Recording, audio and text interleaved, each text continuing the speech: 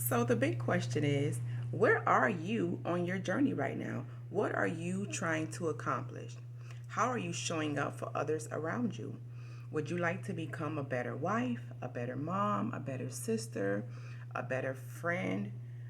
Wherever you are on your journey right now, there is always room for improvement. I recently discovered that we should be lifelong learners. We should always be listening to something. We should always be reading something. We should always be learning new things. So, where are you right now? And how can I help? That's the question.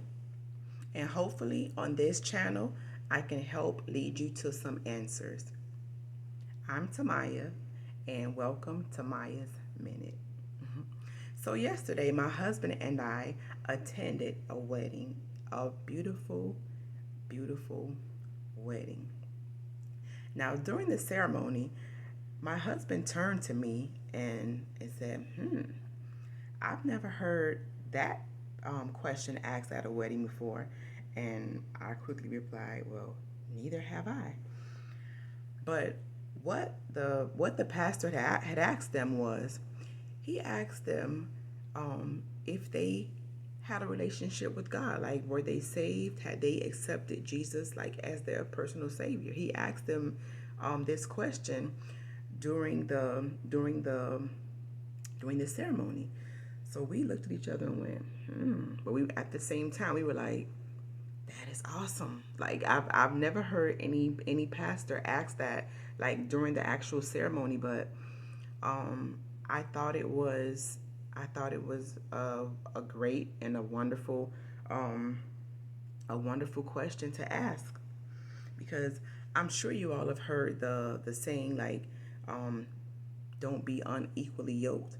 So it's like, yeah, both of you need to be on the same page. Both of you need to be believers. Like both of you need to have a serious relationship with God. Like if you want your marriage to to have any chance of success, like both of you both of you need to have a relationship with God.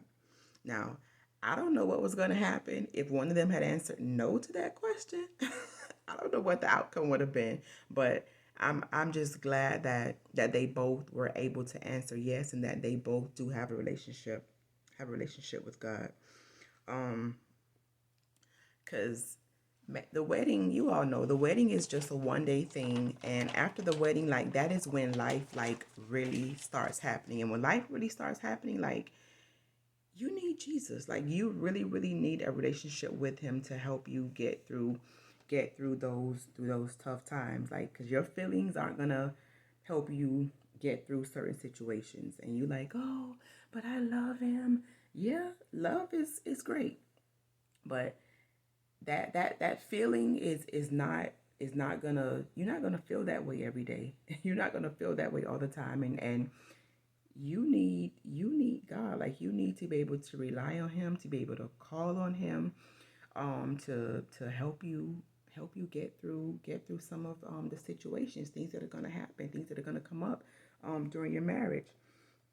I is I'm thinking about a time when, this is before I was married. My husband and I had actually, well, it wasn't my husband at the time, my boyfriend and I at the time, we had broken up. Like he broke up with me, and I spoke about it before in another video about what happened. But yeah, we were broken up. So I remember I called her my mom. She's my spiritual mom, my other, my mom. And I remember talking to her. I called her about it, and I remember her asking me like, "Are you sure this is your husband?" And I was like, "Yes, I'm sure. I know he's my husband."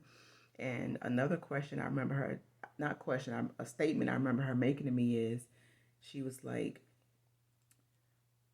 about in about 10 years from now, there's going to come a day where you're going to wake up and you're going to look at him and be like, who is he? Who is this man that I married? And it's it's somewhat true what she said. Like my husband and I are approaching our 10-year anniversary. Yep. Woo-hoo. Yep, December will be 10 years that we've been married. And there are gonna come some times like there have been days where we've had to have some we've had to have some difficult conversations, some uncomfortable conversations. Like we've had to talk about some stuff that it doesn't feel good, doesn't feel comfortable, doesn't feel nice, but it had to happen. Like you're gonna get on his nerves, he's gonna get on your nerves. Like it's inevitable. And if you don't know Jesus, like if you don't have a relationship with him, it's gonna be hard because it's easy to fall into the trap of, you know, oh he did this and oh she did that and oh he's getting on my nerves and oh he and she like it's easy to pick a person apart. Like it's easy to find out their faults, to look at all the things, the bad things that they do, or the things that you don't like. Like that's easy. We can all do that. We can all do that. But what's what you should do instead of that is look at look at yourself and say, what can I do? How can I be a better me? How can I better serve him? Yeah. Now, in the words of Dr. Myron, did I say that too fast? Let me say it again. I said, yes, you should be asking yourself, how can I better serve him? Now, I know this culture and this society has everybody in the mindset of, oh, what can he do for me? Like people are getting married because they're like, oh, he has this or he has that or he can do this for me and he can benefit me in that way. But my pastor talks about this often, and he pretty much says like if that's the reason you're going into a marriage, that's the wrong reason.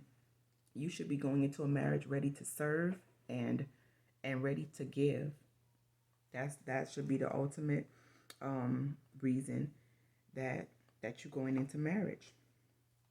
I'm sorry, I'm looking down at my notes. I jotted some things down that I wanted to make sure I discuss. But yeah, you should be going into a marriage ready to serve, and also when you get to those points, you get to those times where it's like they're bothering you or you all are getting on each other's nerves. Just once again, remember, look at you and um pray for your spouse. Like, pray for him and um yeah, pray for him, whatever that thing is that may be bothering you.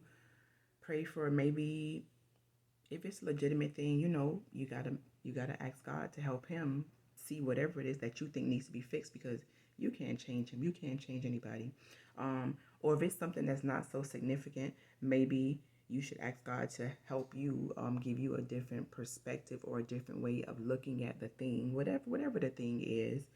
But the point in me saying all this is that I thought it was beautiful, the fact that the pastor asked them what he asked them during the ceremony. I thought it was awesome.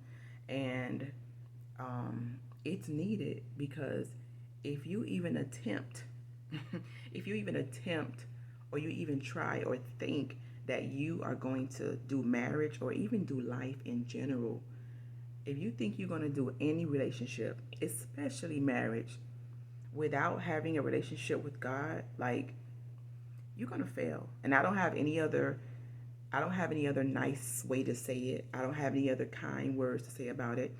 You are going to fail because it's easy to look at other people's faults, but it takes humility and it takes it takes Christ in you to be able to look at yourself and be able to say, what can I change? How can I be better? How can I be better to him? How can I be better to those around me? Like it takes Christ and it takes humility for you to be able to look at it from that lens. So yes, I just wanted to share my experience with you. It was a beautiful wedding, and if you're watching, um, I pray God's blessings upon your union, and I know that you all are going to be great because you have Him in the midst. And until next time, Thank you all for tuning in to Maya's Minute, and I'll see you on the next video.